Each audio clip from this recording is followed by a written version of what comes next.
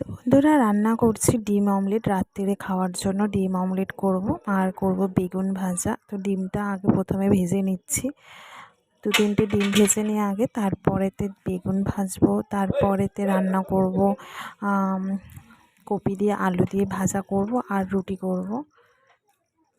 আর এখানে কপি আলুটা সিদ্ধ করে নিয়েছি, আর মাছের ঝাল ছিল সেটাও একটু গরম করে নেবো, আর বেগুনটা ভেজে নিই।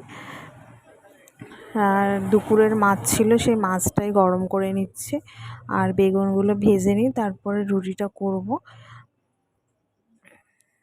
তো বেগুনটা একটু লাল লাল করে ভেজে নিই। আর রাত্রিরে না আর ইচ্ছা করে না যে মাছ টাছ খেতে, তো কপি আলুটা ভাজা বসিয়ে দিয়েছি। তো কপি আলুটা ভেজে নিই, আর তারপরে 9টা সাড়ে 9টার দিকে রুটিটা করব। তো কপি আলুটা ভাজা আছে, আর বেগুনটা আর ডিমটা অমলেট হয়ে গেছে।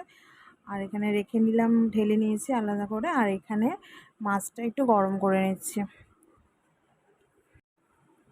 আর মা রুটিগুলো বেলে দিচ্ছিল, আমি শিখছিলাম। তো দুজন মিলে করছিলাম, মা রুটিটা বেলে দিচ্ছে আর আমি শিখছিলাম। রুটি করতে করতে দুজন মিলে কথাও বলছি আর এদিকে রুটিও করছি। তো এক এক করে সব রুটিগুলো ভেজে নিলাম।